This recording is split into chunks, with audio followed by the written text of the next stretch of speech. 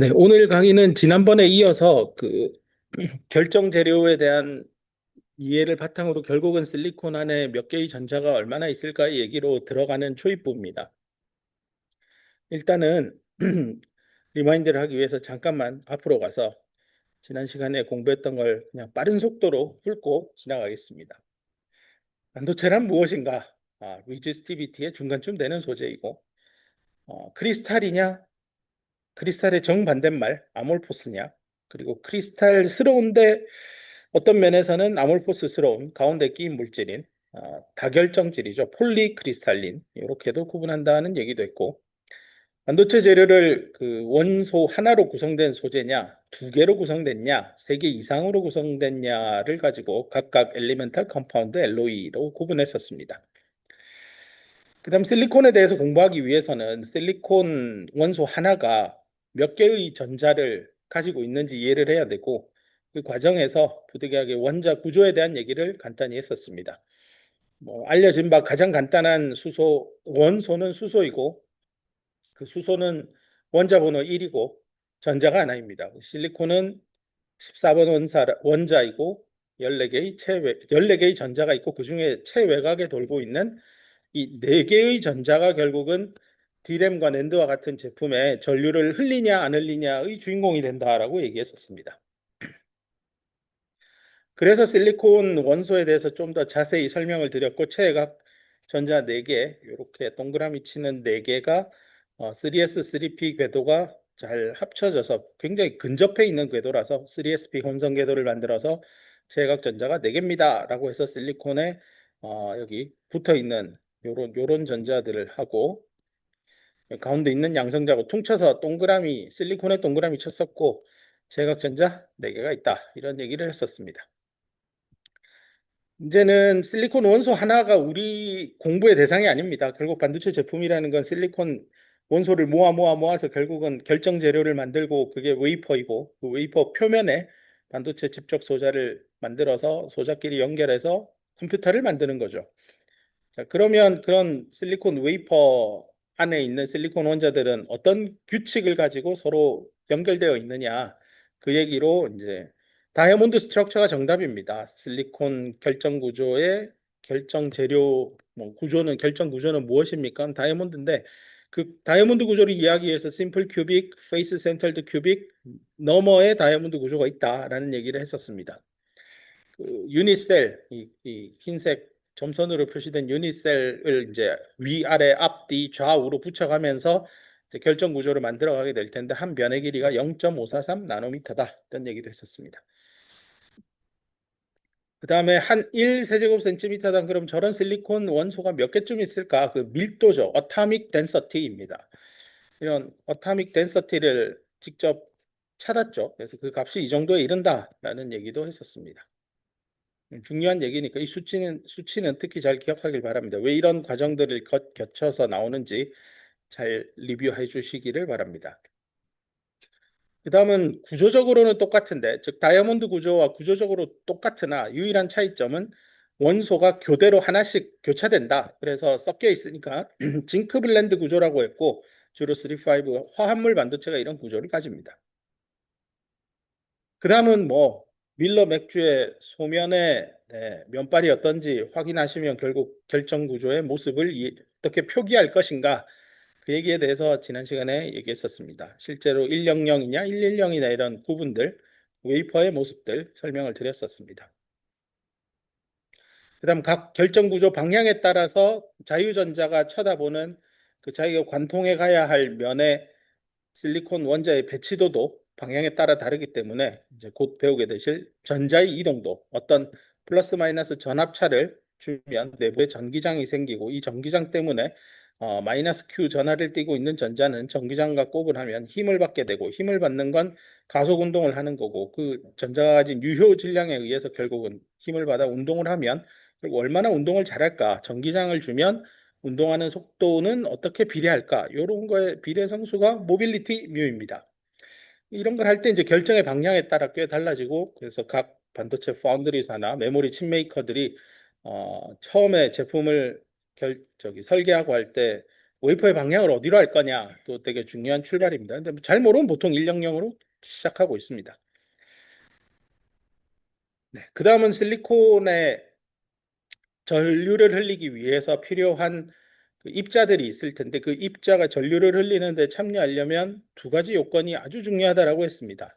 이 엔드 조건이었죠. 움직일 수 있어야 되고 전하를 띠는 입자여야 된다 했고 그런 대표적인 캐리어가 누굽니까? 실리콘 안에 전자랑 홀입니다. 여기서 말하는 전자는 실리콘 궤도 n 이퀄 1, n 이퀄 2, 첫 번째, 두 번째 궤도에 있는 이런 전자들은 지금 여기서 말한 실리콘의 전류를 흘리는 주인공이지 않습니다. 왜냐하면 얘네들은 자기 원래의 원소에 속박되어 있어서 밖으로 나오지 못합니다. 최외곽에 있는 3s, 3p 궤도에 있는 이 전자가 이 실리콘 결정 구조, 이 실리콘 원소로부터 완전히 벗어나면 그때부터는 컨덕션, 전류를 흘리는 액션에 기여하기 때문에 컨덕션 일렉트론 또는 자유로워졌다고 해서 프리 일렉트론 이런 녀석들이 전류를 흘리게 됩니다. 그다음에 뭐 지난 시간에 생수병 예를 들면서 물이 거의 꽉 차 있는 생수병과 거의 텅텅 비어 있는 생수병을 흔들었을 때 생수병이 거의 꽉 차 있을 때 물을 전자라고 보면 한두 방울 정도 빈 공간의 움직임이 우리가 더 읽기 좋죠. 그래서 다수보다는 소수 캐리어의 움직임을 잘 봐야 된다. 그런 얘기도 했었습니다. 그 다음 중요하게 다루었던 게 도핑이었죠. 뭐 도핑이라는 단어 자체는 이물질을 떤 시스템에 주입하는 겁니다. 우리가 지금 배우는 크리스탈린 실리콘 같은 경우는 실리콘으로만 구성되어 있으니 실리콘 이외의 불순물을 여기다 잡아넣는다라는 그 행위 자체가 도핑이고 그 들어가는 불순물을 도펀트다라고 합니다. 그리고 뭐 이런 걸 이제 불순물이니까 impurity라고 하죠. purity가 순수잖아요. 그 반대말로 impurity 원소, 애텀 뭐 이런 걸 주입한다라고 합니다. 그 다음에 실리콘끼리 결정 구조를 만들었으니 어떻게 결합을 하고 있느냐는 것을 3차원으로 그려야 마땅하지만 그리기가 어려워서 2차원 평면에 이렇게 공유 결합으로 표현한다라고 봐주시면 되겠습니다. 그리고 어, 상온 요 위에 있는 그림은 이제 절대 온도가 0켈빈이라서 모든 에너지원, 즉 뭐 기계적 에너지, 빛 에너지, 전기 에너지, 뭐 힘 이런 거 다 없고 심지어 온도마저도 없을 때의 모습이고 실제로 상온 300켈빈에 우리 인류는 살아가고 있고 전자제품도 다 300켈빈 기준으로 약 27도씨 기준으로 대부분 설계가 됩니다. 물론 뭐 저기 낮게는 마이너스 55도씨에서 극한 환경은 뭐 125도씨, 좀 작게는 85도씨까지 전자제품이 잘 동작하도록 설계는 하지만 기준이 되는 온도는 상온 300켈빈입니다. 그럴 때 위에서 언급한 0켈빈일 때 이런 결정 구조가 300켈빈일 때 유지가 될까를 생각해 보면 실리콘과 실리콘 사이의 이 결합력이 1번 결합, 2번 결합, 3번 결합 이게 다 똑같으면 퍼펙트하게 뭐 다 같이 깨지거나 다 같이 붙어 있거나인데 참 자연계는 놀랍게도 결합력이 1번, 2번, 3번 결합력이 서로 다릅니다. 그 이유가 이게 열을 받으니까 얘가 덜덜덜덜 떱니다. 이게 위아래 좌앞 뒤로 진동을 하기 때문에 이 결합력도 그 실시간으로 바뀌게 되고 결국에는 상온 300켈빈에서 일부 결합력은 약해져서 그 결합을 깨고 자유전자가 될 수 있습니다. 근데 이때 항상 생성되는 게 H 플러스 홀이 있다라고 얘기했습니다. 그래서 이런 거를 일렉트론과 홀이 짝으로 페어로 생긴다고 해서 일렉트론 홀 페어 EHP가 생긴다라고 설명을 했었습니다. 그래서 여기를 가야 됩니다. 그러면 상온 300켈빈에서 자연스럽게 다음 질문은 상온 300켈빈에서 우리가 쓰는 D램 랜드 제품들 GPU, CPU 다 실리콘 웨이퍼 위에 지금 만들고 있는데 그 실리콘 웨이퍼의 상온 300켈빈에서 자유전자는 몇 개쯤 나올까요? 이런 정량적인 질문을 했을 때 이 그래프를 읽어보시면 여기서 만나죠. 실리콘 10의 10승입니다. 그래서 이제 오늘 퓨어한 실리콘 도펀트를 넣지 않은 겁니다. 불순물이 전혀 없으니까 네, 퓨어한데 여기 I는 임퓨리티가 아니고요. 인트린직입니다. 인트린직의 같은 동의어가 퓨어입니다. 그래서 순수한 진성의 성질 그 진짜 모습 그대로의 그런 뜻입니다. 그래서 인트린직한 상태에서 전자의 농도는 보통 스몰 n으로 표시하고요. 그 단위가 단위 부피당 몇 개냐 농도죠 농도. 그래서 이 개수를 물리학자들이 실험을 하고 여러 논문에서 검증한 바 이렇게 나옵니다. 100억 개 정도 생성된다라고 얘기를 했었습니다. 그다음에 이 수치는 꼭 기억을 하기 바랍니다. 이 NI 값은 상수처럼 쓸 겁니다. 제가 변수로 NI라 쓰겠지만 실제 모든 방정식에서 NI는 그냥 숫자 상수입니다.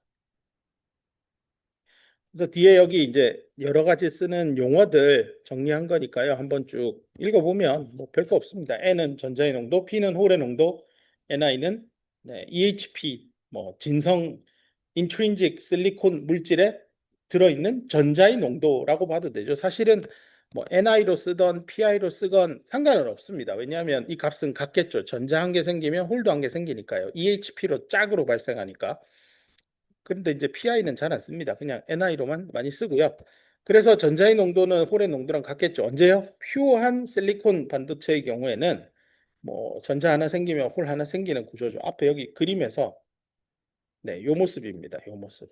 여기. 네. 자유전자가 생기면 반드시 뒤에 구멍을 남기게 됩니다. 그래서 전자가 생기면 홀이 생깁니다. 네. 그래서 전자와 홀의 농도는 같겠죠.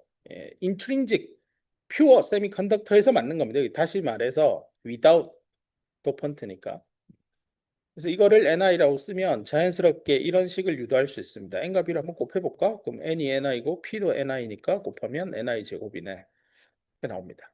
그래서 전자와 홀의 농도의 곱은 항상 일정한 상수 10의 10승의 제곱이니까 10의 20승입니다. 이건 상수입니다. 상수. 상온 300켈빈에서요. 그래서 이런 걸 물어볼 수 있죠. 만약에 온도를 더 올리면 NP는 NI 제곱은 유효합니까? 그대로 쓸 수 있습니까? 쓸 수 있습니다. 다만 달라지는 게 있다면 NI의 값이 10의 10승은 아닐 겁니다. 그럼 얼만데요? 여기 있네요. 이 그래프에. 400켈빈으로 올리면 실리콘, 실리콘의 경우에 뭐 한 10의 13승 정도까지 1000배 올라간다라고 보면 되겠습니다. 근데 뭐 웬만한 데이터들은 다 상온 기준으로 하고 온도의 의존성을 살펴야 되는 경우에만 NI 값을 온도에 따라서 이제 바꾸어 가면서 연산 뭐 계산도 하고 예측도 하고 할 수 있습니다. 그래서 여기 실리콘의 경우에 NI 값은 온도에 연관되어 있는 것도 식으로 다 개발이 되어 있습니다. 그 다음 오늘 중요하게 다루어야 되는 얘기가요. 요거 하고 잠깐 브레이크 할게요. 제가 계속 집중력 떨어뜨리면 안 돼서. 이 얘기입니다. 실리콘하고 실리콘이 각각 결합을 하고 있다라는 거는 실리콘과 실리콘이 무한대로 떨어져 있을 때랑은 완전히 다른 상황입니다. 근데 결국 우리가 다루어야 되는 거는 실리콘 웨이퍼잖아요. 웨이퍼라는 건 실리콘 결정들이 실리콘 원자들이 모이고 모여서 다이아몬드 구조로 만들어진 어떤 집합체죠. 그리고 앞에서 배울 때는 실리콘 원소들이 아이솔레이티드 완전히 고립되어 있으니까 이 케이스입니다. 원자 간 거리가 무한대다라고 보시면 됩니다. 그러면 앞에서 원소 구조 아마 고등학교 시절에도 화학 시간에 나오죠. 궤도가 있고 뭐 전자가 여기에 몇 개씩 있다 뭐 이런 걸 공부하는데 여기 2개, 여기 8개, 마지막에 4개에서 총 14개죠. 우리의 관심사는 여기 앞쪽은 뭐 별 필요 없고요. 우주 산업에 쓰이는 메모리 반도체면 좀 관심 가져야 되겠네요. 그거 아닌 이상은 필요 없고 최강 4개가 들어갈 수 있는 전자가 가질 수 있는 에너지 값은 요게 제일 낮을 거고 이거 가운데쯤 되고 이게 제일 크겠죠. 그래서 밑에서부터 이렇게 쭉 크기 값을 쓰고요. 여기 있는 요 전자 하나가 가지는 에너지 값이 얼마지를 값은 몰라도 대충 이쯤에 있습니다 하고 찍은 겁니다. 그게 이제 S라고 돼 있는 게 이제 3S 궤도입니다. 이게 세 번째 주양자수 궤도에 돌고 있고 이 안에 이제 2개로 궤도가 미세하게 나누어져 있거든요. 그 앞쪽을 3S, D를 3P라고 할 겁니다. 그래서 3S 궤도의 에너지 값이 뭐 얼마인지 모르지만 이쯤 있다고 찍고요. 그럼 3P 궤도는 3S보다 높으니까 이 높은 자리 어디 좀 찍고 이렇게 스테이트를 표시했습니다.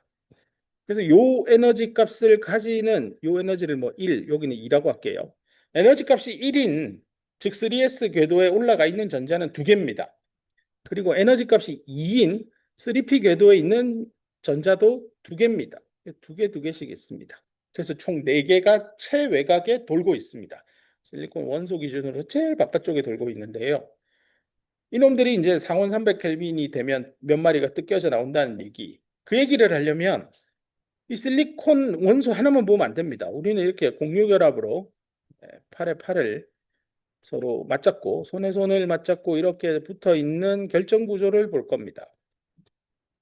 분명히 얘 둘은 상호 간의 인터랙션, 상호작용이 존재합니다. 원자 간 거리가 무한대가 아니에요.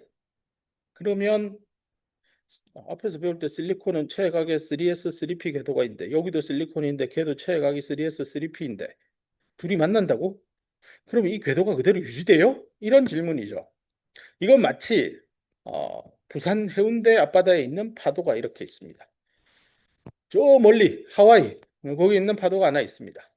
두 파도는 사실상 무한대 거리에 있다라고 봐도 될 만큼 멉니다. 그래서 서로 인터랙션이 없습니다. 그래서 여기는 높이가 0이거나 1입니다. 하와이도 높이가 0이거나 1입니다. 근데 문제는 뭐 지각이 변동을 해서 뭐 수백만 년이 지나서 해운대와 하와이가 상당히 가까워진다라고 합시다. 그러면 이 둘 파도는 더 이상 무한대의 거리에 있지 않고 상당히 가까워집니다. 그럼 이런 상상을 할 수 있죠. 야, 옛날에는 낮거나 높거나 밖에 없어요. 파도가 가질 수 있는 에너지는 낮은 파도, 높은 파도밖에 없어요. 근데 이 해운대에 있는 파도와 하와이에 있는 파도를 가까이 붙이는 거죠. 마치 실리콘 원소들을 가까이 붙이는 거죠. 얼마나 가까이요? 레티스 컨스턴트 기준으로 0.543 나노미터까지. 사실은 여기에 4분의 루트 3의 3을 곱해서 진짜 실리콘과 실리콘 사이에 가장 가까운 두 원소 간의 거리겠죠. 그렇게 붙이면 이 파도 둘이 만나면 그냥 그대로 유지될까요? 라고 생각해 보면 결코 그렇지 않습니다. 이 전자라는 거는 입자이기도 하지만 파도라서요. 파동끼리 만나면 서로 뭔가 덧셈 뺄셈이 일어납니다. 근데 보세요. 이게 높은 파도 두기 만나면 아마 파도는 더 높아질 겁니다. 그럼 이걸 EH라고 할게요. 자, EH는요, 과거 해운대와 하와이가 이렇게 무한대로 떨어진, 즉 실리콘 원자 혼자 있을 때는 절대 가질 수 없는 에너지 레벨입니다. 3S, 3P면 여기 요만큼의 요 에너지 1 아니면 2예요. 근데 1도 아니고 2도 아닌 새로운 에너지 값이 나와요. 예컨대 더 높아졌으니 2.3, 2.5 이런 게 나오는 거예요. 실리콘 원소 혼자 있을 때는 2.3이라는 에너지 값은 절대 가질 수 없습니다. 왜냐하면 원소 자체가 이렇게 띄엄띄엄 궤도별로 여기에 전자가 들어갈 수 있어요. 그 사이에는 전자가 존재할 수 없다라고 물리학자들과 화학자들이 스터디해서 찾아낸 겁니다. 양자화되어 있다고 하죠. 이런 거를. 에너지 레벨이 A, B, C 1, 2, 3이지 1.1은 없어요. 근데 원자와 원자가 가까이 붙으면 원자 간의 파동의 성질을 활용을 하면 새로운 종래에 존재하지 않는 에너지 레벨이 나오죠. 이런 원리에 따라서요. 지울게요. 실리콘 원자 사이 간격을 레티스 스페이싱만큼 즉 0.543 나노미터만큼 다이아몬드 구조로 만든 거예요. 그러면서 종래에 존재하지 않는 파동의 높이들을 다 계산을 해서 만들었더니 요 정도 요게 Y축이 일렉트론의 에너지예요. 요런 에너지도 생기고 요런 에너지도 생기고 요런 것도 생기고 마구막 생겨요. 여기도 생기고 여기도 생겨요. 근데 놀랍게도 요 정도의 매칭이 되는 에너지 값은 없어요. 그런 에너지, 그 정도의 높이를 가지는 파동은 없다라는 겁니다. 왜 그런데요? 라고 물으면 계산해보니 그렇고 실제로 측정해봐도 그게 맞던데요인데 보통 이런 얘기를 이해하려면 퀀텀 케미스트리 책을 열면 한 500페이지 되는 걸 읽으시면 이해가 됩니다. 이거 다 하려면 너무 어려우니까 그냥 세상이 그렇구나 하고 넘어가겠습니다. 자, 그래서 이 실리콘 결정 구조, 크리스탈 실리콘을 만들면 이런 에너지 스테이트들을 가집니다. 요 중에서 우리가 관심 있게 봐야 되는 건 요 두 개의 에너지 레벨입니다. 그래서 뜯어와서 여기랑 여기입니다. 그리고 요 사이에 에너지 차이가 있죠. 그 에너지 차이를 어, 밴드 갭 에너지라고 하는데요. 이게 왜 밴드 갭이냐? 그 실리콘 혼자 있을 때는요, 에너지 스테이트만 있어요. 스테이트가 한 개, 두 개, 스테이츠죠. 여기 보세요. 실리콘 원소에서 에너지 스테이츠만 있어요. 띄엄띄엄 있어요. 근데 실리콘 크리스탈, 실리콘을 다이아몬드 구조로 모아서 만들면 이 스테이트들이 촘촘하게, 하지만 불연속이에요. 엄밀히는. 이거 촘촘하게 보일 뿐이지 연속은 아니에요. 근데 이런 촘촘한 놈들이 이렇게 그룹핑이 되어 있어요. 그래서 이 그룹 하나하나를 밴드라고 해요. 밴드라고 하고 네이버 밴드 같죠? 약간 같은 취미를 가진 사람이면 같은 에너지를 가진 사람일 확률이 높죠. 유사성이 있는 사람들. 그 사람들이 모여서 뭐 웃고 떠드는 공간, 밴드, 뭐 이런 느낌입니다. 근데 이 밴드와 밴드 사이에는 분명하게 에너지 갭이 있습니다. 그래서 여기 실리콘 결정 구조를 만들면 이런 밴드들이 여러 개가 생겨요. 이게 밴드예요. 근데 이 밴드 중에 이 3S, 3P 궤도가 확대되면서 만들어진 요 아래쪽 밴드는 밸런스 밴드라고 부르고 여기 스펠링 있습니다. 위쪽은 컨덕션 밴드라고 불러요.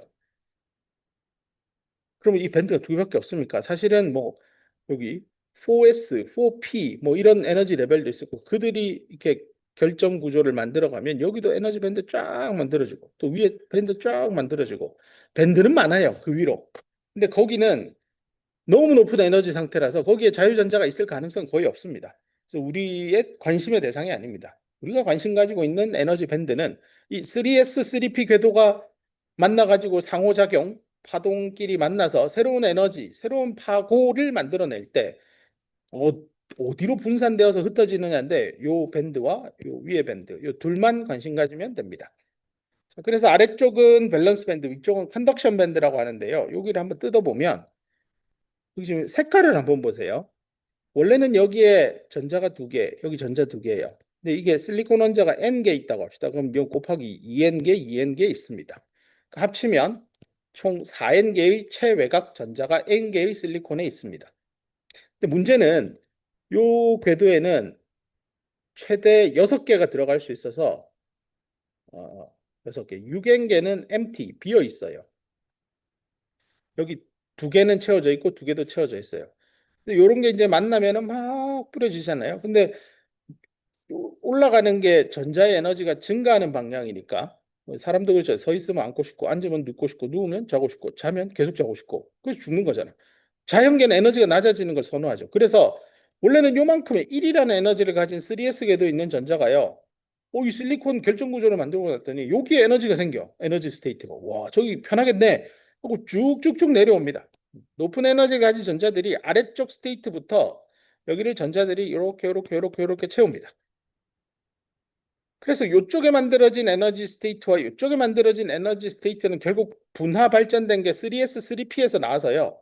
여기는 2N개, 여기는 6N개까지 최대 흡수할 수 있는 게 벌어져서 총 8N개의 empty 스테이트가 있는데 그중에 4N개만 채우니까 밑에서부터 채우면 밑에 쪽은 4N개 자리 다 채우고요. 위에는 4N개 자리 있는데 아무도 안 와요.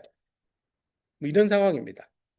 그래서 아래쪽에 꽉 채워진 저 전자들은 어디에 있는 놈이냐? 이 결정 구조의 여기입니다. 공유결합에 참여한 요 전자 한 마리가 요 4N개의 스테이트 중 어딘가에 하나 있을 겁니다. 근데 상온 300켈빈에서 몇 개의 전자는 자유전자가 된다고 했잖아요. 이놈은 도대체 어디쯤에 있을까? 자유로우니까 여기 속박된 놈보다 훨씬 높은 에너지 상태일 겁니다. 그래서 이 경우에는 여기 있던 전자가 이 공유결합에 참여하고 있는 전자예요. 이놈이 이렇게 높은 에너지 상태로 올라오는 거예요. 그 말은 얘는 뜯겨져 나갔다는 겁니다. 그래서 뜯겨져 나오면 움직이니까 음의 전하를 띤 입자가 움직이면 전류죠. 전류의 흐름은 뭔가 전도 현상이 생기는 거고 영어로 컨덕션입니다. 그래서 이 위에 밴드에 어디 박혀 있는 전자는 컨덕션에 기여하니까 그런 자유전자들이 컨덕션 일렉트론들이 여기저기 있는 놀이터 밴드니까 컨덕션 밴드 이런 얘기를 합니다. 됐죠? 그 다음에 여기서 다음 슬라이드를 가면 항상 학생들이 질문합니다. 아니 갑자기 에너지 밴드 다이어그램 하는데 우리 지금 여기 이 슬라이드에서 이 커브가 뭐 이렇게 삐뚤삐뚤한데 왜 갑자기 뒤에서는 빳빳하게 평행입니까? 이 뭐 앞뒤 내용이 뭐가 달라진 겁니까? 인데요. 뒤에 얘기부터 하겠습니다. 뒤에를 보면 이게 디스턴스인데 물리적인 방향입니다. 뭐 왼쪽에서 오른쪽, 밑에서 위로. 결국은 실리콘 결정 구조에서 이 X 방향을 따라서 지금 물리량을 본 겁니다. 근데 보세요. 여기를 그냥 X 이퀄 0이고 뭐 여기를 뭐 어떤 길이 L이라고 합시다. X 이퀄 0에서도 실리콘 다이아몬드 구조고요. X 이퀄 L에서도 실리콘 결정 구조고요. 이 한가운데 X 이퀄 2분의 L인 지점에서도 실리콘 결정 구조입니다. 구조가 바뀌지 않았기 때문에 여기에 밸런스 밴드가 색깔을 바꿀게요. 요렇게 밸런스 밴드가 있고 그다음 가운데 에너지 스테이트 없고 또 컨덕션 밴드 에너지 스테이트가 쫙 있죠. X 이퀄 L인 지점도 밑에서부터 에너지 레벨이 스테이트들이 쫙 있고 밸런스 밴드가 끝나고 나면 네, 에너지 스테이트가 없는 공간이 있고 또 쭉 에너지 스테이트가 있어요. 이걸 이제 컨덕션 밴드라고 했죠. 여기도 컨덕션 밴드. 근데 생각을 해보면 X 이퀄 2분의 1 L 지점이나 X 이퀄 L인 지점이나 사실은 다를 게 하나도 없어요. 그러니까 이 여기랑 여기 엣지도 똑같아야 돼요. 그래서 x 이퀄 0일 때나 2분의 1일 때나 l일 때나 그럼 가운데 잘라서 x 이퀄 l 나누기 4일 때나 여기는 x 이퀄 l 나누기 4분의 3일 때나 똑같아야 되겠죠. 그래서 여기도 똑같고 똑같아요. 이렇게 밴드의 이 하단부랑 상층부에 있는 에너지 스테이트 값은 다 똑같아요. 그래서 쭉 이은 거예요. 그래서 앞으로 이런 실리콘 결정 재료가 있습니다. 라고 했을 때, 요 방향을 따라 여기 에너지 밴 다이어그램을 그리세요. 요 방향을 따라 이걸 뭐 x2라고 하고 이건 x1이라고 할게요. x2 방향에 따라 벤 다이어그램을 그리세요. 요거는 x3. 이 방향을 따라 벤 다이어그램 그리세요. 아니 x4는 어때요? 그것도 맞아요. 아니면 구불구불구불하게 가는 이런 x5 축을 따라 그리면 에너지 벤 다이어그램은 어떻게 될까요? 이런 질문에 대해서 답은 딱 하나입니다. 그냥 평행선 두 개 끊고 여기가 컨덕션 밴드의 엣지고 이쪽은 밸런스 밴드의 엣지인 밴드 다이어그램 그리면 끝입니다. 이유는 어느 방향으로 가건 X1 축이나 X2 축이나 X5 축이나 결국 바라보는 건 실리콘 결정 재료이기 때문입니다. 그래서 앞에 있는 이 식에서요, 이 그림에서 우리가 챙겨와야 될 이미지는 요 점선 라인에 있는 요 녀석입니다. 요 둘의 요 간격만 잘 끌고 오면 됩니다. 그리고 그 하단부에 에너지 스테이트가 있고 그 위에도 에너지 스테이트가 있다. 그래서 요렇게 에너지 스테이트가 있고 여기 끝 해서 밸런스 밴드에 엣지. 그럼 여기서부터 컨덕션 밴드 시작해서 위로 이렇게 가요. 근데 우리는 보통 이 위에 거는 표시하지 않고요. 요 녀석, 요 녀석만 뜯어옵니다. 특정 지점이니까 얘도 사실은 점이에요. 특정 점인데 요런 실리콘 원자를 쭉 옆으로 쭉 펼쳐서 나열하니까 점점점점점 찍히고 점점점점 찍히고 이 간격은 계속 똑같은 거니까 유지하면 이렇게 직선으로 나와서 여기가 컨덕션 밴드 엣지 라인, 여기는 밸런스 밴드 엣지 라인 이렇게 됩니다. 이때 이제 하나 더 설명을 드릴게요. 그러면 그런 에너지 밴 다이어그램에서 요 에너지 차이는 위치에 상관없이 일정할 텐데 요거를 뭐라고 하냐? 그래서 에너지 밴드 사이의 갭이라서 에너지 밴드 갭 이런 얘기를 합니다. 이게 밴드 갭에 에너지 차가 있어서 밴드 갭 에너지 뭐 에너지 밴드 갭 다 쓰이는 말인데 책에서는 밴드 갭 에너지라고 하고 네, 갭에 G자를 끌고 와서 EG로 썼습니다. 요 값이 얼마냐? 1.12 일렉트론 볼트입니다. 실리콘입니다. 실리콘. 이 일렉트론 볼트를 1.6 곱하기 줄로 환산하면 1.6 곱하기 10의 마이너스 19승 줄 정도 나옵니다. 되게 작죠. 이게 이 숫자가 나온 이유는 전자 하나가 가지는 전하량입니다. 단위 전하량 스몰 q로 쓰면 1.6 곱하기 10의 마이너스 19승 쿨롱입니다. 굉장히 작은 전하량을 전자 하나는 가지고 있다라고 보면 되겠습니다. 오케이. 여기까지 했고, 네.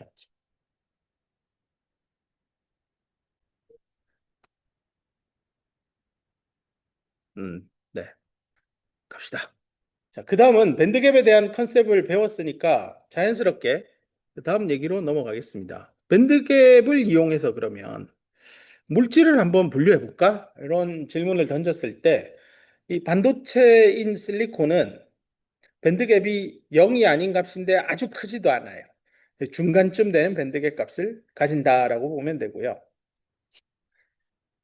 이 SiO2는 실리콘과 산소를 결합시켜서 산화 공정이라고 합니다. 옥시데이션 프로세스를 거치면 부도체로 바뀝니다. 이 유리창에 쓰는 소재하고 똑같아요. 네, 투명 유리. 자, 이런 SiO2는 대표적인 부도체 또는 절연체이고요. 이게 왜 부도체가 되고 절연체가 되느냐를 밴드갭 에너지 관점에서 설명하면 Si하고 O 원자도 당연히 전자로 결합되어 있습니다. 그러면 상온 300켈빈에서 이 전자가 튀어나오기만 한다면 자유전자를 만들어내죠. 그래서 자유전자가 많으면 SiO2도 전류를 흘릴 수 있습니다.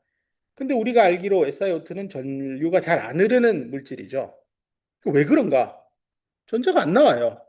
왜 안 나올까? 결합이 단단해요. 누구보다요?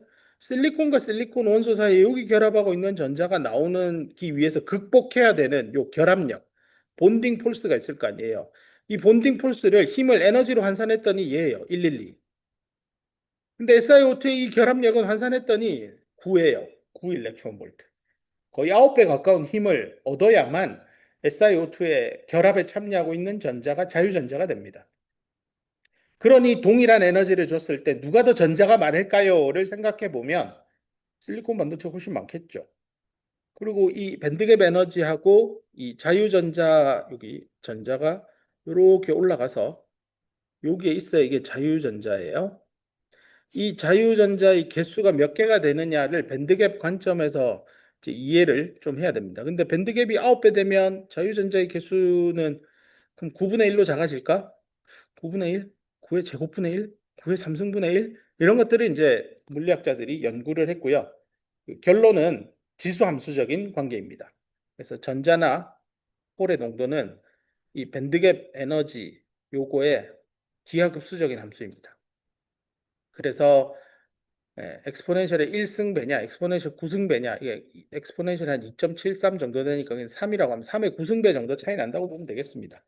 저 정도면 뭐 어마어마하게 큰 숫자인지 이해가 될 겁니다. 수천 배 이상 차이 납니다. 그다음 메탈은요. 메탈은 노 밴드갭 에너지라고 합니다. 노 밴드갭. 밴드갭 자체가 없어요. 그게 무슨 말이냐면 아래쪽에서부터 이렇게 하고 밸런스 밴드 끝나고 컨덕션 밴드 시작해서 에너지 스테이트가 있는데 여기 밴드 갭이 없단 말이에요. 그 말은 이렇게 있고 여기 EC가 이쪽으로 와서 여기서부터 또 시작해요. 이렇게. 네. 근데 전자는 밑에 채워져 있죠. 이렇게 채워져 있어요. 그러니까 밴드 갭이 없어요. 그래서 일정 수준까지 쭉 채워져 있다가 여기 기준으로 위에는 또 비어 있어요. 그러니까 이게 empty, 이거는 filled 뭐 이렇게 돼 있는 거예요. 그래서 요 사이에 비어 있는 거와 채워져 있는 그 두 개의 에너지 스테이트 차이의 값은 거의 0에 가깝다는 뜻입니다. 그러다 보니 조금만 열 받으면 위에 가 있고 조금만 열 덜 받으면 내려와 있고 뭐 자유자재로 자유전자는 듬뿍듬뿍 만들어지죠. 그래서 그 책에서는 컨덕션 밴드의 일부가 채워져 있다. 이렇게 컨덕션 밴드 여기죠. 요 EC 요 위가 일부가 전자로 그득하게 채워져 있는 소재다. 그런 것들이 메탈이다라고 합니다. 정리하면 요 세 줄입니다. 과거에는 리지스티비티라고 하는 저항의 정도를 가지고 금속이다, 절연체다, 반도체다 이런 얘기를 했다면 이번에는 밴드갭의 관점에서도 똑같은 얘기를 풀 수 있다라는 겁니다. 그다음 밴드갭 측정하는 딱 한 장의 슬라이드인데 뭐 간단히만 설명하겠습니다. 밴드갭 값을 사람들이 실리콘이 1.12 일렉트론 볼트라는 걸 어떻게 알아냈을까요? 라는 질문인데요.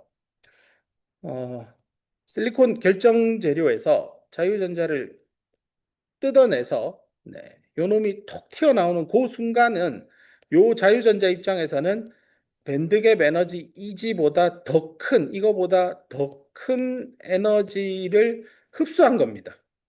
그렇죠? 밴드갭보다는 더 커야 이 결합을 깬다라고 했죠.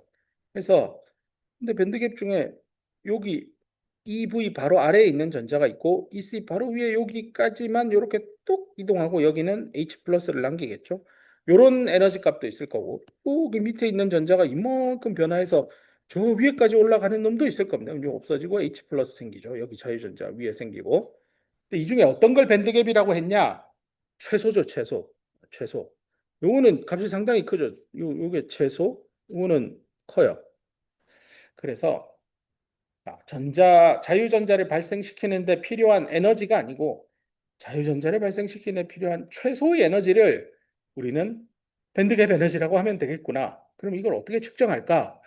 빛을 쏴서 처음에 측정해냅니다. 빛도 결국 에너지니까요. 빛은 입자라고 본다면 포톤이라고 합니다. 빛을 에너지 덩어리다, 파티클이다라고 하면 포톤이고 그 포톤은 그 빛이 또 파동의 성질도 가지죠. 그럼 파장을 가질 거예요. 그럼 예를 들어 파장을 람다라고 했을 때 람다의 역수를 보통 뮤 주파수로 표현합니다. 파장의 역수가 주파수죠. 그래서 파라고 하는 양자역학에 쓰이는 상수에다가 뮤를 곱하면 이게 이제 빛이 가지는 에너지로 나옵니다. 이럴 때 요 프리퀀시를 건드립니다. 더 쉽게 설명은 그냥 람다로 바꾸면 파장을 건드리겠다는 겁니다. 그렇게 해서 빛이 가지는 에너지 값을 내가 제어하는데 이때 파장의 값이 한 개인 빛, 네, 그런 거를 모노크로믹하다라고 하던가 모노크로믹하다고 할 겁니다. 그러니까 모노가 그 하나라는 뜻이죠. 모노. 그래서 이런 빛을 발생하는 장치를 모노크로메타라고 하고요.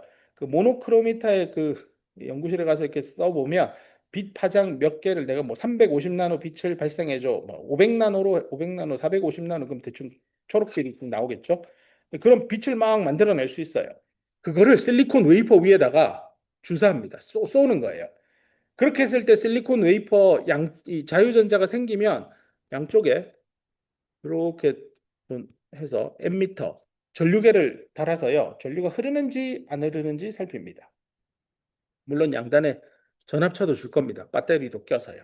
그래서 반도체 시편 양단에 배터리 껴서 전류 흐를까 안 흐를까를 체크하면 되겠죠. 그때 전류가 흐르게 하는 어떤 파장이 있을 겁니다. 그 파장을 가지고 요 밑에 식에 대입해서 에너지로 변환한 값입니다. 그게 실리콘이라는 결정 재료가 가지는 밴드갭 에너지를 측정하는 방식입니다. 그래서 광학 기술을 이용해서 각 실리콘 물질의 밴드갭을 측정할 수 있습니다. 예. 잠깐 그냥 곁다리로 밴드갭 에너지 1.12 일렉트론 볼트 실리콘 왜 나와요? 어떻게 알아낸 거예요? 간단히 설명한 겁니다. 자, 그 다음은 다시 원래 얘기로 돌아가서 여기 있는 이 그림을 보면 에너지 밴드 다이어그램이죠. 그리고 여기에 이렇게 에너지 스테이트들이 쭉 있는데요. 다음 질문은 여기에 그러니까 에너지 스테이트가 이렇게 촘촘하지만 불연속적으로 이렇게 있다고 했는데 그거를 좀 더 자세하게 들여다보자라는 겁니다. 에너지 스테이트가 균일하게 있을까요? 불균일하게 있을까요? 이런 질문을 던지면 왠지 불균일할 것 같죠. 이 그림에 이미 힌트가 있습니다. 보면 불균일합니다. 그 밴드 엣지라고 표현하는데요. 밴드의 모서리, 뾰족한 엣지. 이 밴드 엣지 EV를 기준으로 더 낮은 에너지 값으로 내려가 보면 에너지 스테이트가 점점 촘촘해집니다. 이 말은 낮은 에너지 쪽 값에서 그래서 여기 요 Y축을 보시면 요 밑으로 가는 게 여기 낮은 에너지일수록 요 같은 에너지 갭을 하나 델타 E를 하나 선정할게. 그 한 에너지 스테이트가 몇 개 있을까를 찾아낼 수 있을 겁니다. 여기 나오죠. 에너지 E와 그 E에서 조금 떨어진 에너지 두 개의 어떤 임의의 에너지 범위 에너지 레인지 안에서요. 스테이트가 몇 개 있느냐. 근데 이제 항상 이제 부피를 가지는 고체 상태 물질이라 단위 부피당으로 또 한 번 더 노멀라이제이션을 해서 이렇게 식으로 나타낸 거고 여기서 에너지 당으로 낮추는 겁니다. 그래서 단위 부피 당 그리고 단위 에너지 스테이트 당 도대체 에너지 스테이트는 얼마나 있느냐. 그러니까 원 일렉트론 볼트 당 원 세제곱 센티미터 당 에너지 넘버 오브 에너지 스테이트를 컨셉을 잡아낸 겁니다. 그거를 density of state라고 스테이트의 밀도죠. 단위 부피당 단위 에너지당 몇 개의 에너지 스테이트가 촘촘히 있느냐 이고 그것을 에너지에 대한 값별로 다 다를 테니 G of E라는 함수값으로 쓴 겁니다. 근데 이 함수값을 컨덕션 밴드에도 있고 밸런스 밴드에도 각각 나누니까 GC, GV 이렇게 표현을 한 거고요. 이쪽으로 이렇게 올라가는 게 이제 G 오브 E입니다. 이거 영어로 읽을 때 G 오브 E로 읽으면 됩니다. 그래서 G 오브 E 값을 이렇게 그림을 그린 거고 요 위쪽은 컨덕션 밴드 쪽이라서 컨덕션 밴드 엣지보다 더 높은 에너지일 때 density of state 더 높은 데는 얼마 이렇게 해서 값이 이렇게 성장하죠. 근데 놀랍게도 증가하는 비율, 그러니까 요 기울기가 이렇게 보면 증가율이 떨어지죠. 그래서 올라가면 올라갈수록 촘촘하게 붙어 있다라는 얘기입니다. 그 자세한 식들은 우리 수업에 유도는 안 하지만 이렇게 그냥 루트 함수구나. GCOV는 비례하기를 루트 2 빼기 EC에 뭐 어쩌고 저쩌고니까 Y는 루트 X 함수입니다. 그래서 고등학교 시절에 배운 X, Y 이렇게 하면 이렇게 누웠잖아요. 근데 지금 그림에서는 X가 여기 있고 Y가 여기 있어서 이렇게 그려지는 그림입니다. 오케이. 그 다음에 외우기 좋으시라고. 요거는 이쪽에서 사람이 이렇게 전자가 탑승을 하면요. 듬성듬성 있죠. 전자가 들어가서 즉 여기 사람이라고 하면 사람이 앉을 수 있는 자리가 듬성듬성 있다가 위로 가면 촘촘해요. 비행기 탈 때랑 똑같아요. 처음에 딱 보딩하러 들어가면 비즈니스석이 있어서 의자 사이 간격 끝내주게 놀래. 뒤로 가면 엄청 좁습니다. 약간 그런 형태로 실리콘 결정재료 안도 자유전자가 앉을 수 있는 에너지 스테이트는 이렇게 비행기 좌석 분포처럼 전자가 앉을 수 있는 자리, 즉 에너지 스테이트가 비행기 좌석처럼 분포되어 있구나. 이거를 수학적인 식으로 하면 y는 루트 x의 함수 형태로 표시되어 있다. 이렇게 기억하시면 되겠습니다. 자, 그 다음 얘기는 도핑입니다. 도핑은 앞서 이미 뭐 불순물을 넣는 과정이다라고 했는데 글을 읽어보면 by 동사 원형 ing니까 뭐뭐 함으로써입니다. 그래서 어떤 실리콘 원자 하나를 뭘로 교체하냐면 특별한 불순 원소로 바꿉니다. 그 특별한 불순 원소는 실리콘이 4족 원소니까요. 그 옆에 있는 5족이나 3족에 있는 원소를 하나 들고 와서 실리콘 너 나와 내가 들어갈게 입니다. 근데 그렇게 하면 그렇게 치환하게 되면 콤마 찍고 뭔 일이 생기냐? 자유전자 또는 홀이 생성됩니다. 자유전자는 홀이 생성되면 와 이거 전류 흘리기 좋은 환경이 되네요. 맞습니다. 근데 놀라운 건 원 도펀트에 원 임퓨리티 애텀에 원 일렉트론 원 홀이 나올 겁니다. 이게 시사하는 바가 아 도핑을 하지 않은 퓨어 실리콘은 온도에 따라서 단위 부피당 몇 개의 자유전자가 있냐? 아까 상온 300켈빈은 실리콘은 100억 개 있다고 했잖아요. 근데 100억은 인간이 제어하는 게 아니에요. 외부 온도에 따라 바뀔 뿐이에요. 반도체 엔지니어가 야, 내 반도체 D램 제품은 300켈빈에서 써야 돼. 301켈빈 되면 동작 안 해. 그러면 시장은 형성되지 않습니다. 그 제품은 마켓에서 안 팔립니다. 뭐 어떻게 하면 전자의 개수를 내가 엔지니어가 제어할 수 있을까? 그 핵심이 도핑입니다. 불순물을 10개 넣으면 전자 10개 나옵니다. 그렇게 만든 게 도핑이고 그래서 그 과정이 여기 그림에 있습니다. 여기 있는 대로 이게 실리콘이잖아요. 원래 여기 실리콘이에요. 파란색인데 초록색 원소로 바뀌었어요. 초록색을 포스포러스라고 했는데 이게 실리콘 우측에 있는 원소입니다. 포스포러스. 우측 컬럼에 있는 원소인데 포스포러스로 바꾸면 얘는 컬럼 5에 있는 원소라서 최외곽 전자가 5족 원소는 5개입니다. 이런 거는 아마 고등학교 때 어깨 넘어 배워서 기억하실 겁니다. 그럼 하나, 둘, 셋, 넷, 5개입니다. 요 놈이 문제입니다. 요 놈이. 야, 나는 주변에 있는 실리콘이랑 결합을 할 수 없는데 어쩝니까? 너는 여분으로 결합이 되지 않은 전자야. 그러면 이 결합력은요, 요 공유 결합에 의해서 만들어진 이것보다 얘가 결합이 엄청 세면 얘는 엄청 약해요. 그래서 쉽게 떨어져 나갑니다. 언제요? 300켈빈에서요. 이거 0켈빈이면 당연히 붙어 있습니다. 그래서 0켈빈에서는 불순물을 넣어도요, 원 도펀트에 제로 일렉트론입니다. 이게 도핑의 효과가 없습니다.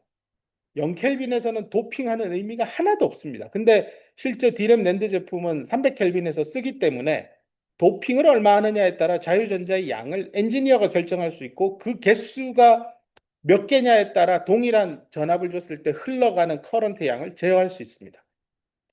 자, 그러면 지금 여기 왼쪽에 있는 이 녀석은 5족 원소거든요. 5번째 최외곽 전자가 이제 이 팔이 끊겼단 말이에요. 그럼 자유전자예요, 얘는.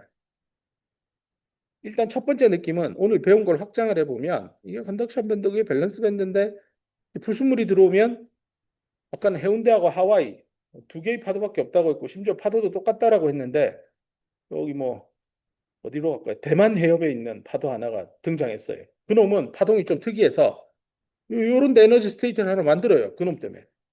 근데 요놈은 포스포러스가 만들어낸 거라고 하면 포스포러스의 최외곽 전자 5번째 녀석이 여기 있었던 거예요. 근데 상온 300켈빈이 되면 쉽게 떨어지죠. 어려웠으면 아마 여기 있었겠죠. 그럼 이만큼 극복해야 돼. 112를 극복해야 돼요. 근데 얘는 이만큼만 가면 돼요. 실제로 한 45, 0.045 일렉트론 볼트만 인가하면 자유전자 돼요. 요 결합이 112의 에너지가 필요하면 끊으려면 얘는 0.045만 있으면 돼요.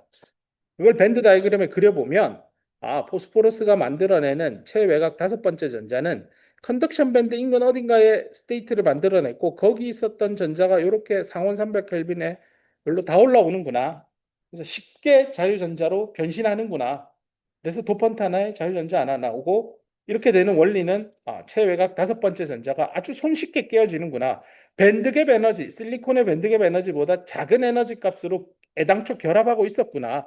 그걸 그림으로 그리면 여기 하단부에 있는 이런 밴드갭이 만들어질 겁니다. EC, EV 그리고 여기에 여기저기 도펀트들은 흩어져 있겠죠.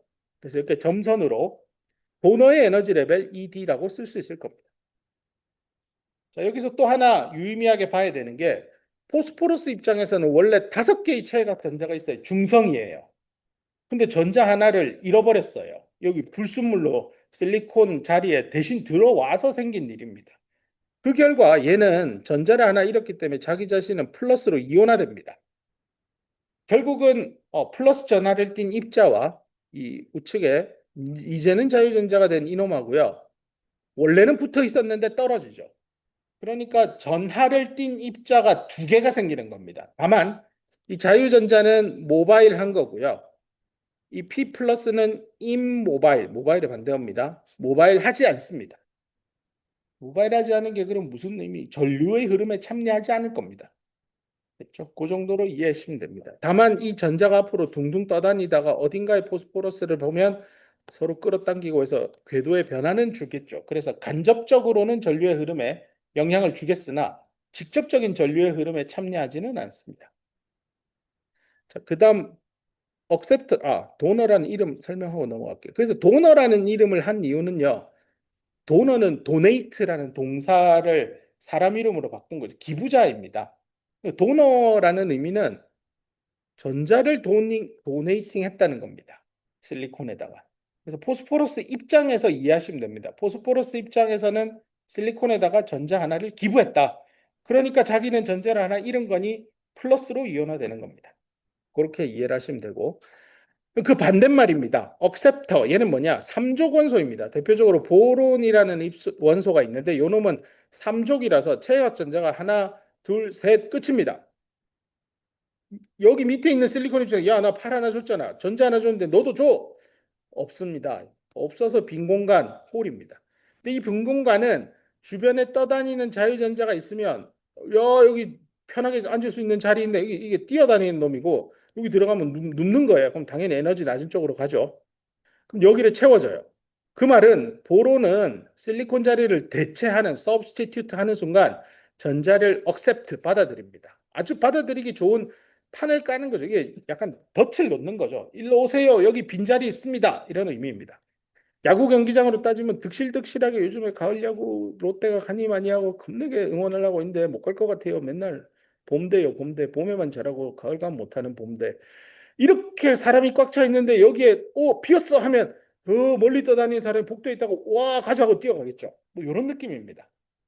그래서 이렇게 전자가 하나 쉽게 들어가니까 자기 자신은 전자를 받아서 마이너스로 이온화됩니다. 그러면 요 자리가 어딘가로 옮겨가야 되죠. 그래서 얘는 홀을 제너레이션 한 겁니다. 그래서 억셉터는 전자를 받아들여서 자기는 마이너스 이온을 띠고 홀을 하나 만들어 준다라고 보면 되겠습니다. 자, 이런 게 도펀트에 대한 개념이고요. 이건 필요 없고. 네, 요 밴드 다이어그램 이제 이해되실 겁니다. 불순물을 주입한 실리콘 결정 재료의 경우 도너를 넣으면 애당초 여기에 에너지 스테이트가 있었고 이게 다섯 번째 최각 전자죠. 그놈이 이렇게 올라가고 자기 자신은 텅텅 비며 텅텅 비었다고 이렇게 점선만 남긴 겁니다. 그다음 억셉터는 원래 여기 전자가 들어오세요 하고 기다리잖아. 그럼 여기에 홀을 하나 만들고 이렇게 슉 들어가서 채워져 있습니다. 따로 표기는 안 했지만 둘 다 점선으로 표기는 하는데요. 그 의미는 다르다는 거 꼭 기억하길 바랍니다. 그래서 에너지 밴 다이어그램에서 도너와 억셉터가 만들어내는 새로운 파동의 높이, 에너지 레벨, 에너지 스테이트들이 여기저기 있다라는 거 봐주면 되고 어려운 말로 그 쉘로우 트랩이라고도 표현합니다. 이게 이 밑에 있는 전자를 하나 포획하는 거죠. 잡아서 가두잖아요. 근데 그 변화되는 에너지 값 차이가 아주 얕죠. 에너지 값 차이가 작아서 쉽게 들락날락 할 수 있다라는 겁니다. 트랩인데 구멍을 조금만 파요. 삽질을 한 열대 번만 해서 구덩이 깊이를 막 20cm만 파요. 그러면 사람이 길 가다가 호이 하고 빠지죠. 근데 훅 하고 금방 나오죠. 이런 건 이제 쉘로우 트랩이고 저기 뭐예요, 저기 맨홀 뚜껑 같은 거 그 열어놓으면 사람 빠지면 죽잖아요. 그 엄청 깊잖아요. 2m, 3m 되잖아요. 그런 게 이제 딥 트랩입니다. 한번 갇히면 못 나와요. 누가 구조대가 오지 않나 못 나오죠. 그런 트랩은 에너지 밴 다이그램 상에서 요런 데 있습니다. 이런 데는 전자가 한번 이렇게 들어가잖아요. 잘 안 나와요. 가기도 어려워요. 맨홀 뚜껑에 빠지는 사고 거의 경험하기 어렵잖아요. 그러니까 들어가기도 어렵고 들어가면 못 나와요. 근데 도너나 억셉터가 만드는 건 아주 얕아서, 즉 에너지 변화를 조금만 경험해도 들락날락 가능하다, 이렇게 보면 됩니다. 근데 내가 들락날락하다는 표현을 하면 사람들이 그럼 여기 전자가 하나 포획된 다음에 그럼 이 홀 만드는데 그 얘 또 다시 나와요? 그럼 여기가 비나요? 이런 질문을 하는데, 사실은 이런 상황을 다이내믹 시츄에이션이라고 합니다. 이 물리학에서 스태틱하냐 다이내믹하냐 이렇게 구분을 하는데요. 스태틱하다는 관점에서 이해를 하면 전자 하나가 그 밑에 있던 공유결합에 실리콘과 실리콘 사이에 참여하고 있던 전자 하나를 이렇게 억셉터 보론 원소가 받을 수 있겠죠. 그럼 여기는 홀이 생기죠. 그럼 끝이냐? 가만히 있으면 스태틱이에요. 근데 실제 실리콘 웨이퍼 안에서 일어나는 일은 스태틱하지 않아요. 다이내믹합니다. 그럼 다이내믹의 의미가 뭡니까? 얘는 요렇게 갇혔다가 또 요렇게 빠졌다가 이 일을 또 다른 전자 안에 있으면 얘가 들어왔다가 또 홀이 여기 생겼다가 끊임없이 누군가와 계속 에너지를 교환합니다. 근데 그건 그 상황 자체는 마이크로스코픽하게 아주 작게만 보면 다이나믹인데, 크게 그냥 실리콘 웨이퍼 전체를 놓고 보면, 자, 지금부터 100억 개의 자유전자가 있습니다. 걔가 뭐 보론에서 왔는지 포스포레스에서 왔는지 난 모르겠지만 100억 개예요. 자, 타임테이크올량의 사진을 찰칵 찍습니다. 자, 자유전자 1번부터 100억 번 이름표 나눠줬어요. 내일 옵니다. 내일 와서 웨이퍼, 자, 다시 자유전자 몇 개요? 100억 개요. 자, 어제 1번 어디 갔어? 저 아닌데요. 저 1번 아니에요. 왜 너 아니야? 걔는 어디 간지 몰라요. 저 새로 나왔어요. 이거예요. 근데 100억 개예요. 이 느낌이에요. 알겠죠? 이게 다이내믹 시츄에이션입니다. 시간에 따라서 자유전자의 총량은 유지되지만 개별 전자가 반드시 내가 봤던 망원경, 현미경으로 봤던 그 전자이지는 않을 겁니다. 대신에 그 총량은 계속 스태틱하게 유지됩니다. 정적으로 유지된다. 이렇게 보면 되겠습니다. 자, 용어 정리하겠습니다. 거의 끝나갑니다. 도너나 억셉터의 양을 ND 또는 NA라고 씁니다. 도너의 양, 억셉터의 양이고요. 다 농도라서 단위 부피당 몇 개의 도너와 억셉터를 실리콘 결정 재료에 주입하였느냐의 지표입니다. 이걸 이용해서요. 여기 제가 아이오나이즈드라고 했는데 실제로 도너가 이렇게 실리콘에 들어가면 전부 다 이온화 될까요? 전부 다 이온화는 사실은 안 됩니다만 계산의 편의를 위해서 100% 이온화되었다 해서 fully ionization 됐다라고 표현할 겁니다. 100% 이온화된다라고 할 겁니다. 즉 도판트는 들어가는 순간 실리콘 자리 너 나와 하고 자기가 그 자리를 꿰어차고 전자를 하나 주던 홀을 하나 주던 그런 역할을 하겠다라는 겁니다. 엄밀히는 이거를 electrical activation이 된다라고 하고요. 반도체 공정 엔지니어 특히 아이온 임플란테이션이라고 하는 그 불순물을 투하하는 그 과정에 소속되어 있는 분들은 어떻게든 불순물을 많이 넣어서 어떻게든 액티베이션을 잘하는 게 자기 과업의 핵심이에요. 근데 이거를 쉽게 설명하면 물컵이 있는데 설탕을 타요. 많이 타면 맛있겠죠. 근데 많이 타면 어느 순간 설탕 가루가 물에 깔아앉아요. 그게 시사하는 바는 어떤 물질이건 그게 액체건 실리콘과 같은 고체건 녹는 데는 한계가 있어요. 그걸 용해도라고 배웠을 겁니다. 그럼 각각의 불순물마다 보론이건 포스포러스건 실리콘이라고 하는 고체 상태에 보론과 포스포러스가 들어갈 수 있는 양은 정해져 있어요. 그걸 솔리드 스테이트이기 때문에 솔리드 스테이트 솔루빌리티라는 컨셉으로 설명합니다. 우리는 설탕물, 소금물은 익숙해요. 그럼 그거는 액체 상태의 소재라서 리퀴드 스테이트 솔루빌리티라는 개념이에요. 그래서 중고교 시간에 화학이나 물리 배우면 맨날 소금 물 100g에 소금 20g을 녹였더니 뭐 몇 g은 녹고 몇 개는 녹지 않았다. 용해도는 얼마이냐 뭐 이런 걸 물어보잖아요. 웨이퍼도 똑같습니다. 그 안에 불순물이 몇 개까지 녹일 수 있느냐가 되게 중요하거든요. 그래서 그런 반도체 엔지니어들은 어떻게 하면 더 많이 녹일 수 있을까? 그럼 물성을 개선하고 또 그걸 다 녹이려면 온도를 무지하게 올리면 돼요. 제일 좋은 건 순간적으로 액체로 만들었다가 다시 고체로 올리면 되는데, 그러면 이제 지가 만든 파트는 잘 되지만 딴 놈이 만든 부분은 다 망하기 때문에 그 허용을 하지 않죠. 그래서 최대 온도도 세팅을 하고 엔지니어링을 하죠. 빨리 마무리하겠습니다. 자, 그래서 여기 요 컨셉은 이제 이해되셨을 거고, 그다음 오늘 식 하나. 아까 전에 제가 요거는 EHP 컨셉에서 요렇게 뽑아낼 수 있다라고 했는데 요걸로부터 요렇게 유도하는 거는 뭐 각각 곱하는 게 결국 ni 곱하기 ni니까 ni 제곱이 되죠. 여기까지는 좋아요. 근데 하나 더 뽑아내야 되는 게 이제 불순물이 들어간 반도체의 경우에는 요게 이제 플러스의 총량이고 요 놈이 마이너스의 총량입니다. 왜냐하면 전자의 농도는 전자는 음이고 홀은 플러스죠. 억셉터는 전자 받아들이니까 음이고 도너는 전자를 도너이팅 하죠. 기부하니까 자기 자신은 플러스. 그래서 플러스 총량과 마이너스 총량이 같다라는 수식입니다. 그래서 차지 중성 조건, neutrality condition이고 이 두 식을 이용하면 오늘 계속 풀었던 전자 홀의 농도에 대한 값을 찾을 수 있습니다. 보면 이건 내가 아는 값이죠. 이것도 내가 아는 상수죠. 자, 모르는 거를 밑줄 그어 볼게요. n과 p, n과 p. 자, 식 하나, 둘. 모르는 거 np 두 개인데 식 두 개 있어요. 그러면 이원 1차 방정식, 연립 방정 풀면 됩니다. 그래서 풀면 아래에 있는 이 식을 얻을 수 있습니다. 그래서 여기서 이제 식을 이거 너무 복잡하잖아요. 뒤로 가서 결국 도너 억셉터를 동시에 넣긴 할 텐데 도너를 많이 넣으면 자유전자를 무지막지하게 더 생성시키겠죠. 그러면 전자가 많은 소재, 즉 N형 반도체가 됩니다. 그래서 이 경우에 전자의 농도는 도너의 양에 의해 결판납니다. 근데 이 식이 왜 맞냐? 앞으로 돌아가서 여길 보세요. 도너가 억셉터보다 무지막지하게 많으면 이거 빼나 마나예요. 지우세요. 그다음 도너는 100억보다는 많이 주입합니다. 이 기본적으로 올라오는 전자 홀 개수보다는 많이 내가 불순물을 넣어야 그 효과가 나겠죠. 가만히 있어도 10개 생기는데 내가 하나 툭 던져주면 10개나 한 개나 뭐 별 의미 없는데 내가 돈이 100만 원이 있는데 누가 1,000원 준다고 하면 아, 예, 감사합니다. 할 수도 있지만 별 의미 없어요. 그래서 내가 돈이 100만 원이 있는데 한 누가 1억 갖다 준다고 해야 그게 의미가 있죠. 그래서 요런 100억보다는 월등히 큰 숫자로 불순물을 주입합니다. 그래서 여기 뒤에 있는 NI도 무시해도 됩니다. 도너가 이 ND 값이 훨씬 큽니다. 그러고 나면 2분의 ND 더하기 루트 2분의 ND의 제곱이니까 루트하고 제곱 날라가면 2분의 ND입니다. 둘이 더하면 ND입니다. 됐죠?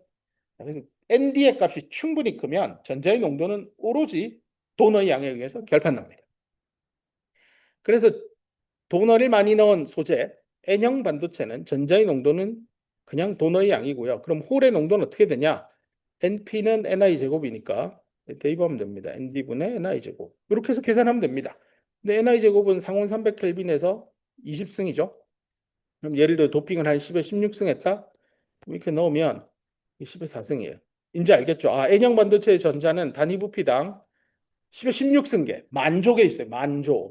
근데 얘는 단위 부피당 꼬작 10,000개 있습니다. 어마무시하게 차이 나죠. 이게 이제 N형 반도체의 전자가 많다. 홀은 작다. 이렇게 표현하기보다 이제 정량적으로 표현하실 수 있을 겁니다. 오늘 배운 이 내용만 잘 이해하면 고등학교 때 배웠던 N형 반도체, P형 반도체. 야, 그 안에 전자 많으면 N형. 얼마나 많은데? 아, 도너랑 억셉터의 양에 의해서 제어할 수 있고 도너의 양이 예컨대 10에 16승. 근데 그 숫자는 가만히 있어도 생기는 NI 값 100억보다 10에 10승보다는 월등히 커야 됩니다. 그래야 도핑의 의미가 있습니다. 그렇게 해서 N과 P의 값 계산할 수 있습니다. 마지막으로 P인데요. P는 뭐 NA가 ND보다 월등히 크니까요. 홀의 양이 NA입니다. 그러면 N은 NP 곱하기는 NI 제곱이니까 NA분의 NI 제곱이 되고요. 반대죠. 아까는 이거랑 이 개념이 반대가 됩니다. 이렇게 기억하면 되고 앞에 식으로 돌아가서 여기서도 NA가 ND보다 크니까 너 죽어. 너도 죽어. NI는 원래 작어. 하면 2분의 NA 더하기 2분의 NA 제곱의 루트니까 없어지면 둘이 더하면 NA입니다. 이렇게 근사해서 이해할 수 있을 겁니다. 마지막 용어 정리를 쭉 읽으세요. 도너가 뭐였다, 억셉터가 뭐였다, N형 반도체, P형 반도체. 그다음 요거는 오늘 설명을 못했는데 뭐 설명할 필요가 없습니다. 다수냐 소수냐. 뭐 미국에서 인종 전쟁할 때도 다수는 백인이고 소수가 흑인이고 뭐 그런 인종의 문제일 때 모조리티냐 마이너리티냐 나는 이 소사이어티의 모조리티냐 마이너리티냐 이렇게 고민하죠. 그다음에 인트린직, 익스트린직은 이제 도펀트 안 한 거는 퓨어 또는 인트린직이고 도핑을 하면 오른쪽에 있는 대로 돕드 세미컨덕터입니다. 어려운 학술 용어로 익스트린직 반도체라고도 합니다.